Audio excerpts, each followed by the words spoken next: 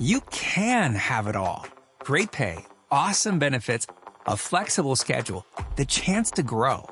At Cox, we're recruiting auto and diesel technicians to join our Mannheim and Fleet Services teams. If you're ready for a new job and want to experience an award-winning workplace, drive your career forward with us. Visit cox.career/autotech to learn more. That's cox.career/autotech. Hardy fiber cement siding is proven to withstand water, pests, and fire better than wood-based siding. And it looks better while doing it. Hardy siding has been chosen for 10 million homes and counting. See the proof at jameshardy.com. You can have it all. Great pay, awesome benefits, a flexible schedule, the chance to grow. At Cox, we're recruiting auto and diesel technicians to join our Mannheim and Fleet Services teams. If you're ready for a new job and want to experience an award-winning workplace, drive your career forward with us. Visit cox.career/autotech to learn more. That's cox.career/autotech. You're listening to Later with Mo Kelly on demand from KFI AM 640. It's Friday nights with Nautica de la Cruz. Later on with Mo Kelly, I should say. How are you, Mo? It is great to see you, Nautica. Oh, great to see you. Well, I have to say, I did discover SoCal before the fire. So I was trying to get to a place where I could breathe a little bit, but this was a beautiful place. I went to the California Botanic Garden in Claremont, which was absolutely beautiful. So I kind of wanted to drive away from everything that was going on. Well, it was a beautiful place to go. It was, as soon as I walked in through the entrance, I was greeted by the gentle rustling of leaves and the sweet scent of blooming flowers. The garden is spread over 86 acres, so it's quite large, making it the largest botanic garden dedicated to California native plants, I should say. Everywhere I looked, there was something unique and beautiful to admire, from towering oak trees to colorful wildflowers dancing in the breeze. One of the highlights was the desert garden, where I found cacti of all shapes and sizes. I never knew that cacti came in different shapes and sizes, and some of them just bloom these beautiful flowers as well. And they came from everywhere. Their spiky textures stood out against the soft sandy paths, and nearby the meadow garden felt like a scene from a postcard, something that you would actually get. I also loved exploring the shade-filled woodland garden. It was kind of cool, green space. It was dotted with a bunch of small little benches where visitors could just sit and soak in and just kind of sit there still and be quiet. The birds chirped in the trees, and I even spotted a lizard basking on a rock. I think it was working on its tan. I don't know if it was wearing SPF. I'm not sure, but I also did not ask. The garden has plenty of signs explaining the plant. So if you're into botany, this is definitely a botanic garden that you want to go. The garden also features a nursery where you could buy some native plants to take home at a pretty reasonable price. And I saw a lot of families and gardening enthusiasts picking out their favorites. There's a charming gift shop that you want to check out. They have books. They have seeds if you want to plant anything from flowers to vegetables, to the California poppies. They have those as well. So definitely go check out the shop. It's a great place to find something unique to remember your visit. And walking through the California Botanic Garden felt both relaxing and inspiring. And it's a wonderful reminder to how diverse and beautiful California's landscapes can actually be.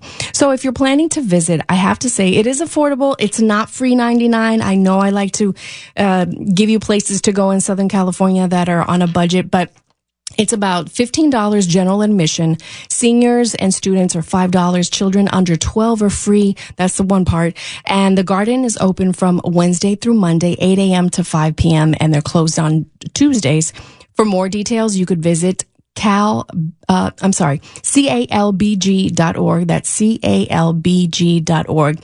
I want to say that it's also a beautiful place to have a green wedding if you're thinking about that.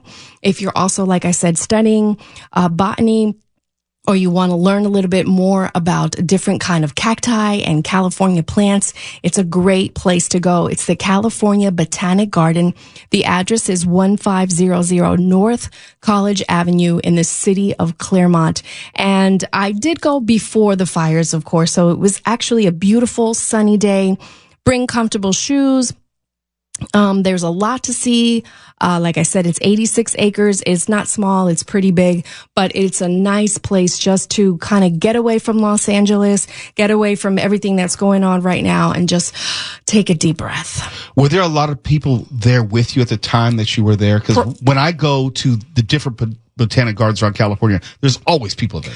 Always. I don't think I have been to a California botanic garden, and even in the one in Santa Barbara too, that there's just not a lot of people. I mean, there's always someone taking pictures. I see a lot of people taking, what do you call those? Like those pre-engagement pictures or? Yeah, the engagement photos. Yeah. Mm-hmm. I see that. I see friends who come together with their little water flasks and just want to just soak in and catch up. So it's a really nice place to go. And I think, we have to disconnect of everything that's going on. I'm kind of in that mindset right now, as I was telling Tawala, like, I just want to get out of this, everything that's going on here in Southern California. And hopefully with everything going on, I will still be discovering Southern California. Yes. I know it's not funny, but this is our city. This is our town. This is what we love. And, I still want people to discover it because after all, we have wonderful human beings that live in Southern California and we have wonderful places. We have a lot to offer, a lot of great museums, a lot of great botanic gardens, things that I think everyone should explore just a little bit. Not to get too much into your business, but yes. I am curious, for the most part, are you doing this exploring solo? Sometimes yes, sometimes no. It depends who wants to, third wheel it with me or most of the time I go solo. And it's because I take pictures. I try to write down little notes on Post-its and I want to really indulge in what it is that I'm seeing. Yeah. I always wonder whether the added person changes the experience, enhances the experience, or somehow just makes it just a different experience. Well, I think sometimes if I'm talking about it or I'm reporting about it, I really want to indulge in it because I don't want to have we're in the middle of a great conversation and I missed it and I'll be like, wait, I didn't see that. Or what was that again? You know what I mean? But I'm also, I'm a Virgo. I'm a solo person. I like to do a lot of things by myself. Wait a minute. I thought that was a Sagittarius thing because I like to do a lot of things by myself. Prior to getting married, 99% of my life was by myself. I would go to the movies by myself. I would entertain myself, by myself. Just about everything I did was by myself. I love it. I do a lot of things by myself. And my mom used to say to be miserable and have bad company, you might as well be your own company. Right. Right. And I don't feel bad. Like I have friends that are like, oh, I couldn't go to the botanic garden by myself. Yes, you can. Yes, you can. Yes, you can. You could disconnect from your job. You could disconnect from your family. You could disconnect from the world and just spend a day walking around beautiful greenery and everything that California has to offer. So I think if you want to take a friend, yes, I think it's amazing to go. I did see a lot of, mature friends that were there, young friends, families, students that were taking pictures and taking notes and doing drawings. So, but it is a beautiful place to go. And I encourage you just to get out of your routine, get out of the things that you do every single day. Once again, it's the California Botanic Garden. The website is calbg.org and the address is 1500 North College Avenue in the city of Claremont. So it's a little bit of drive, but it's worth it. I will say that. When we come back, we'll have Nautica's Hidden Gem in just a moment. You're listening to Later with Mo Kelly on demand from KFI AM 640. It's Friday nights with Nautica, who's on Later with Mo Kelly. Today's hidden gem is Thomas Rivers. Thomas Rivers grew up in Northern California where life was anything but easy. Raised by a single mother in a small, struggling town, Thomas quickly learned the value of perseverance. From a young age, he dreamed of becoming a chef and learning about food nutrition, imagining a future where he could create meals that nourished his body and soul. After graduating high school, he worked multiple jobs to make ends meet, but he always held onto his vision of making a difference through food. With a passion for helping others and a desire to create a meaningful life, he decided to move right here to Los Angeles, hoping to find opportunities that aligned with his goals. However, upon arrival, he faced a harsh reality. Finding stable housing was a constant challenge. Thomas spent months couch surfing and working odd jobs, determined to avoid falling into despair. One day, while volunteering at a local food drive, Thomas learned about the Southern California Association of Nonprofit Housing, SCANPH.org. Intrigued, he began attending community workshops to better understand how affordable housing could transform lives. He quickly connected with their mission. Over time, Thomas became a passionate advocate for affordable housing, using his own struggles as a driving force. During his free time, he volunteered, but he stayed with the organization, and the organization changed his life. ScanPH.org was founded in 1985 by a coalition of housing advocates.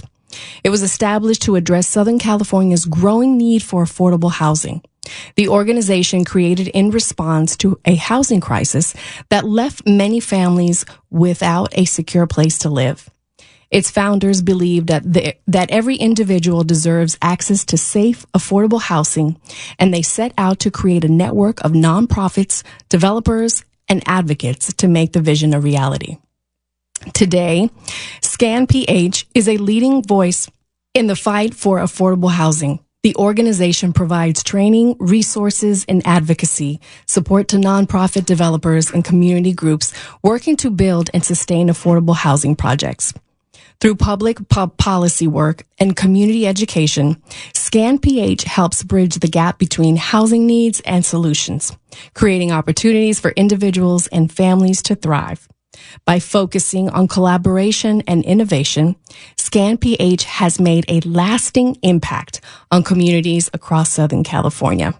If you would like to learn more, if you would like to donate, you could log on to scanph.org. That's scanph.org. And I want to add, they serve the Southern California region of Los Angeles, Orange County, Ventura, Riverside, and San Bernardino counties as well.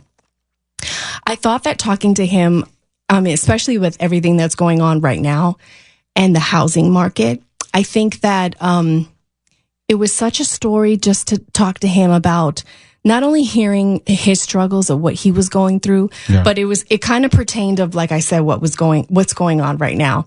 And I met him through a neighbor because even though he delivers, he works in a kitchen, but he also does what does he call it?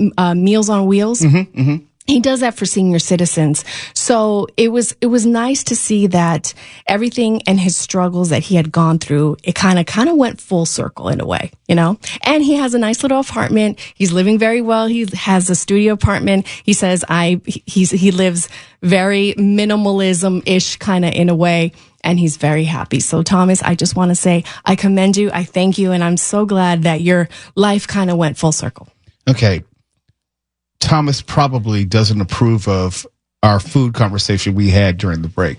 Oh, yes, because I saw on Instagram that you went to Chicago. Yeah. And you were very bundled up. And then you also went to a place I used to eat as a kid. You went to White Castle. I don't think he would approve that. And I'm not sure if he's listening, but okay, well, just cover your ears. All I know is you were making fun of the fact that I liked White Castle. Mm-hmm. Why, Nautica de la Cruz, is it wrong for me to like White Castle or have it once every 30 years? Well, okay.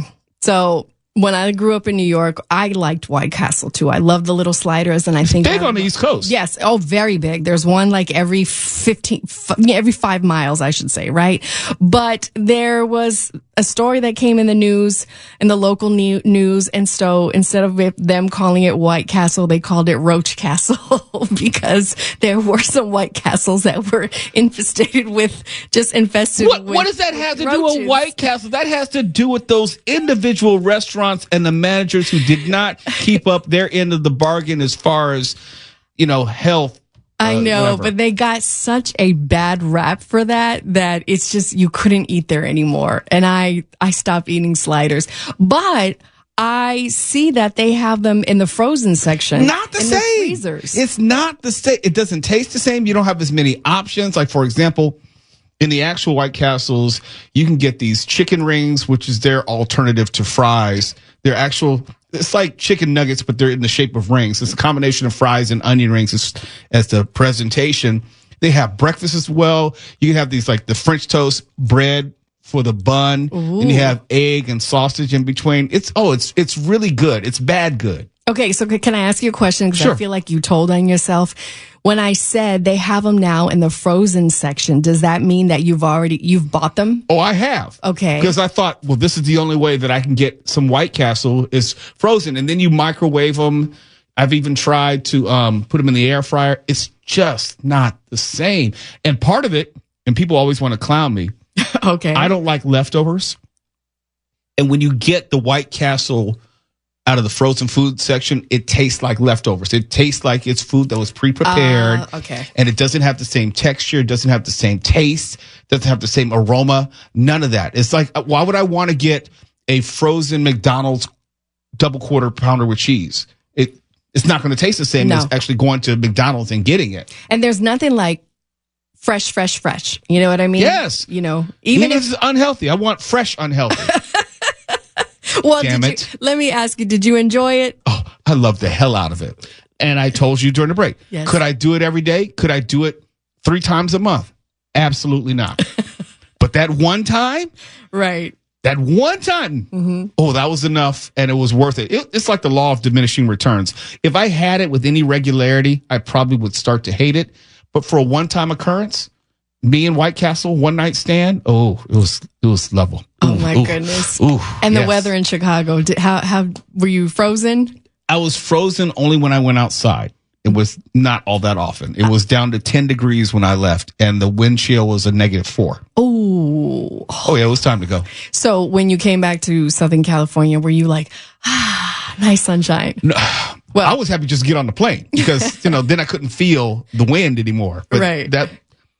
That's why I live here. I know. I don't want to deal with the extremes in weather, be it heat or cold. I don't either. But you didn't stop by Garrett's Popcorn, my favorite place in Chicago, and bring me a can? I'm sorry. I'm not a big popcorn guy. And the last time I was in Chicago was like a year preceding that. And I got some deep dish pizza. And I forgot to get some White Castle. I said, damn it. So this time I'm going to make sure I got some White Castle. I even ordered it Uber Eats. I said, just get it to me. Because I was not going to go out in the cold and get it. Oh, no. Oh, no, it's not worth it. You'll pay the $50 for Uber Eats. I didn't have to pay that much. It was actually only about $12. Oh, that's good. The food was, I think, $7, and the Uber Eats portion was like $5, something like that. That's pretty reasonable. Yeah, it was only like 10 minutes away from my hotel. And you didn't get a roach. No, as far as I know. Well, it dissolved already. Those cost extra. Yeah. Those are a quarter a piece. I just feel so much love. I know. We love you. You're listening to Later with Mo Kelly on demand from KFI AM 640. Now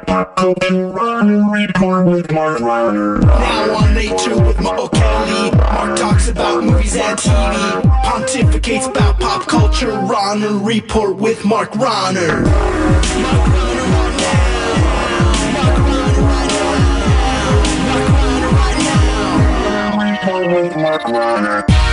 It's Later with Mo Kelly on KFI AM 640, live everywhere on the iHeart app. I'm Mark Rahner, and this is the Rahner Report. The new movie from Mel Gibson opens in theaters today. So we'll be talking about Star Trek Section 31 on Paramount Plus, Showtime, Paramount, and your room at your parents' house. And I include myself in that fairly mild insult. There's no point even trying to pretend I'm not a Star Trek nerd. You'll find me in the extras on the Star Trek 3 Blu-ray interviewing the producer, Harv Bennett. I out-nerded Brandon Braga, a producer and showrunner on some of the latter-day Star Trek stuff, on trivia about the original series one night here recently. I'm putting that on my resume. The original series is my favorite. Strange New Worlds may be second favorite, but it's hit and miss to me. The new movie Section 31 is a spin-off from Star Trek Discovery, which I dropped and started calling STD to sum up my opinion. I wanted to like it, but too much yammering about feelings and the like. Still, Section 31 is a spy special ops type of movie set in the Star Trek universe for the Federation. Hell yeah, I'll take that for a test drive. Here's some of the trailer. What are you doing in my space station? I'm giving you a chance to get back in on the action on a galactic scale. What a cute idea. The only way this works is if I know exactly what I'm dealing with. We're facing a threat unlike anything Starfleet's ever seen. Billions of lives are at stake. Gather your people. We're gonna need every one of them.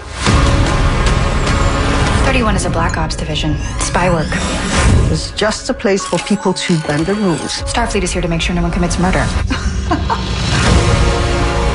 Whatever you believed your mission was, it's worse than you thought. Yes, it is worse than you thought. This stars Michelle Yeoh as Philippa Georgiou from STD.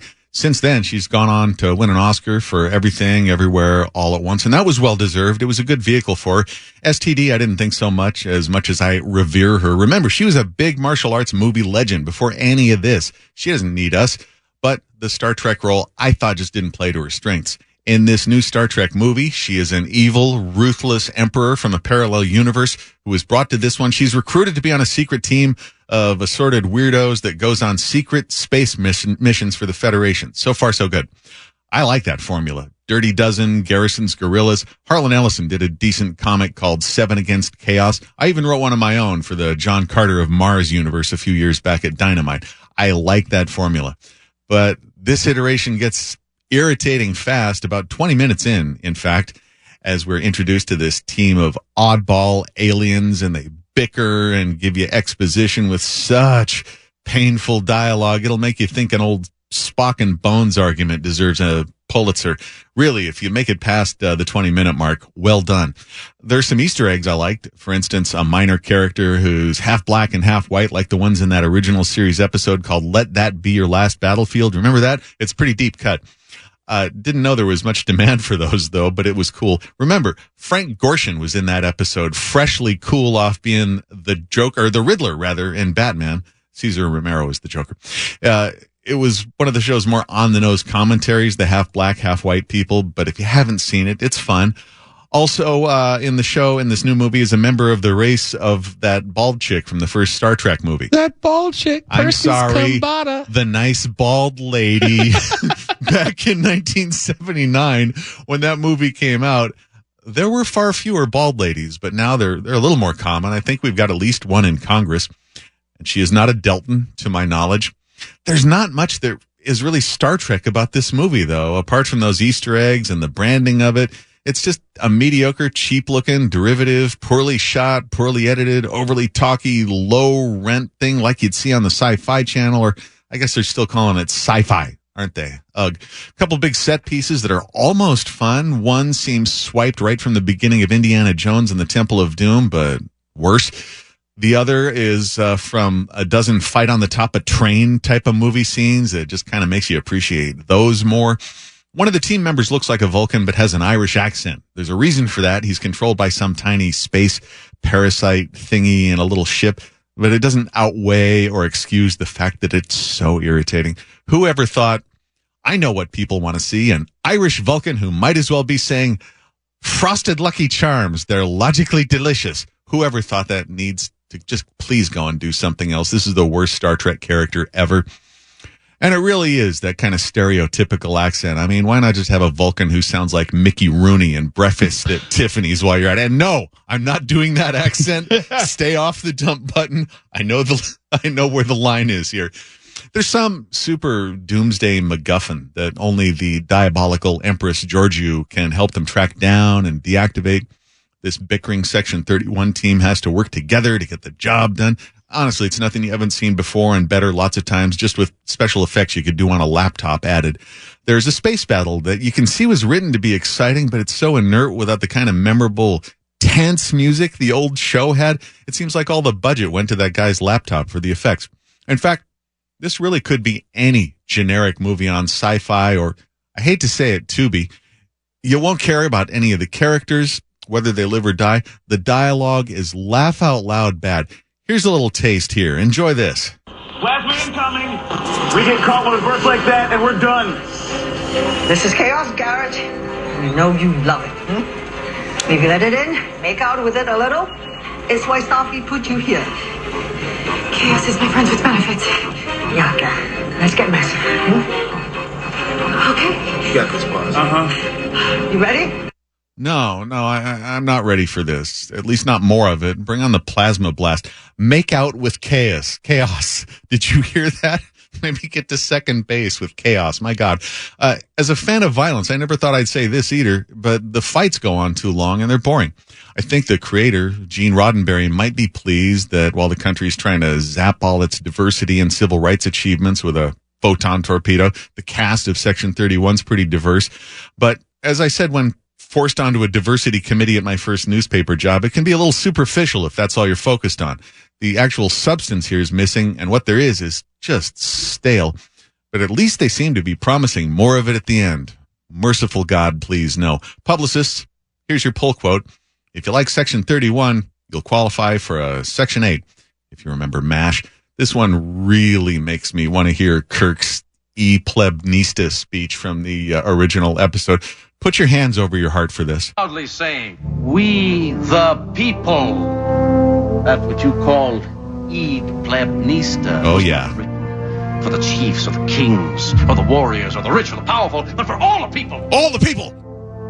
Down the centuries, you have slurred the meaning out of the words, we the people Here it of comes. the United States. In order to form a more perfect union, establish justice, ensure domestic tranquility, provide for the common defense, promote the general welfare, and secure the blessings of liberty for ourselves and our posterity, to ordain and establish this Constitution, these... Yes, bring it home. And I think that's a good spot to end this week's Rahner Report. Why wasn't he at the inauguration? Why? Hey, did I ever tell you about the time that I interviewed William Shatner? Yeah, only about 50 times. Just want to make sure. I love that man. I love him. So, Mo, I know that you like Star Trek Discovery a lot more than I did. That's fair. I don't know what you're going to think of this movie. I think even if you liked that show, there's just not a lot to recommend this one. No, my interest waned in Star Trek Discovery. That was pretty funny. STD. Midway through season 3, I thought it lost its way and ran out of story to tell. It seemed like it was just making up stuff, and it didn't really have the same motivation that it did in seasons 1 and 2 that I really did like. Sometimes it seems to me like with all the spin-offs and a lot of the later movies, they're almost intentionally trying to avoid what made the original Star Trek so great. And I don't understand that. Oh, I do. If you look at the original series, to me, I think it is too slow and too cerebral for today's audiences. You look at the movies, J.J. Abrams, if you look at the TV shows in the past 10, 15 years, far more action. That I call it the Star Warsian effect, where they want it to be more action, more pew pew pew, and less talk. Yeah, well, maybe with the pew pew pew, but I don't agree with you that it's slower. I think if you look at these episodes, they pack a lot of story and a lot of shorthand character stuff into 45, 50 minutes that you just don't see in the serialized TV today. And that's why I said you're not going to care about any of these characters. You look at any exchange, any conversation between characters in the old one, and they reveal so much. These were good writers, the professional sci-fi writers that they had at work on this. And these latter day guys, I think they read Save the Cat once and it's like, here's your script. Oh yeah, I think that argument can be made for much of television as a whole. There's not as much care given to character development, dialogue, or just storytelling. This seems to me like a real waste. I mean, how could you go wrong with a spy special ops team show set in the Star Trek universe? We know that Kirk and Spock and whoever else on the original show, they went on secret missions pretty often. Right. Imagine having a whole movie and possible series devoted to that. But man, did they fumble the ball, or whatever is used in place of a ball in the 23rd century.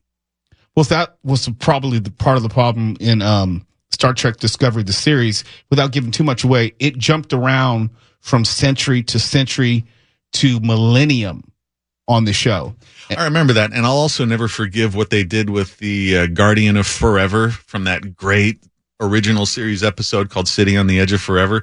They just made it some dude. Yeah. But that's part of the reason I would say let me put it like this. Part of streaming, it's good because you can get more content. The bad is you get lazier content sometimes. Yeah, quality control is definitely an issue. When we come back, we'll have more from Mark Rahner. He doesn't even know this. Wait, I'll tell what? you why. Yeah. Look, we have to promote your appearance tomorrow. I better hurry with the news. You're listening to Later with Mo Kelly on demand from KFI AM 640.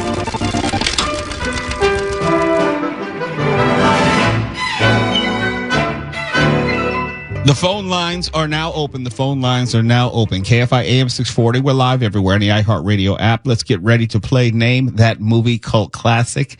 The phone lines are now open at 800-520-1KFI, 800-520-1534. We're just playing for fun tonight, not playing for prizes. We are getting our treasure chest back up and running, and in the coming weeks, soon, we'll be giving away more prizes. But if you want to play Name That Movie Cult Classic tonight, there's no theme. They're just really difficult clips. Really difficult. 800-520-1KFI, 800-520-1534. If you want to play Name That Movie Cult Classic with us, maybe you've never played before, now's a good time to do it. 800-520-1KFI, 800-520-1534. And Tuala is awaiting your call. Tomorrow night from 7 p.m. to 9 p.m., Mark Rahner will be hosting here on KFI. And Mark, have you given any thought to what types of material you want to cover tomorrow? We're just going to stick to fun, nothing heavy, nothing serious, definitely no politics. We'll have somebody on to talk about a comedy charity that is raising money for people affected by the wildfires. We're going to talk about and probably argue about the Oscar nominations and the Razzie nominations. And that right there will take up a good chunk. Yes. And that's one thing I do remember about just being on the weekends. There's so much you want to cover, and you have to start making decisions about what you can cover. You have time to cover if it's going to be an interview. And then you realize there's never enough time. 2 hours goes by really fast, faster than you would think. It's like, being on the event horizon of a black hole. You think it's 2 seconds, but then you come out and everybody's aged 70 years, So tomorrow night at 7 p.m., Mark Rahner will be hosting. Have you given any thought to the name of your show?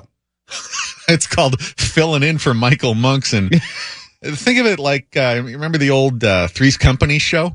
Come and knock on my door. Yeah. Remember when the Ropers got their spinoff and that tanked? Yeah. But they'd already replaced him with Don Knotts. and so those actors were out of a job. That's how I'm thinking about tomorrow night. This is how well I know Norman Fell, Audra Lindley. Yes, exactly. Yeah. And they were both very accomplished in their own right before they even had Three's Company. Oh, Norman Fell was famous for cop roles. Yes. In fact, he was the original sidekick to the girl from U.N.C.L.E. Had a long and illustrious career. And then look what happened when he thought he was big enough to go out on his own. Actually, that wasn't even his decision. He was made to do that. But that's how I'm thinking of tomorrow. It's been nice knowing everybody. Well, I'm going to be listening in because you're a wealth of knowledge. You're a walking encyclopedia. I do not say that for hyperbole. It's true. And I just like hearing you on the radio. I want to hear you more. I appreciate that and the pressure. something that I've realized is that since I've been doing this news job, I've also been a show host in Seattle, but I've become much more of a responder and a reactor and kind of a bomb thrower than I used to be. Whereas, you as the host are the initiator, and you'll throw things to me, and people don't know that I don't usually know what you're going to say or talk about. A lot of the times I'll be handed a very sparse rundown, but sometimes I don't have time to look at it because I'm racing to prepare the news.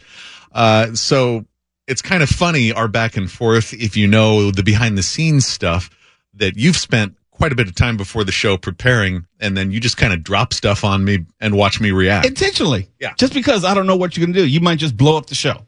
Or get myself fired, or get the station's license yanked. Or all the above, D. Yeah, none so far yet. But we always have fun, and so I'm going to actually miss having the whole crew with me there tomorrow. Well, I'll be listening in. Could you come in, actually? I could, but I wouldn't ever do that. I mean, I need you to drive back into the office with Tawala, and, we're going to have a board up tomorrow, but Foosh, you might as well come too. Okay, well, are you going to buy food for all of us? Absolutely not. You know what I make. Okay. We're live everywhere on the iHeartRadio app. Ignorance is bliss. We have zero bliss. Completely blissless. KFI. And KOST HD2. Los Angeles, Orange County. Live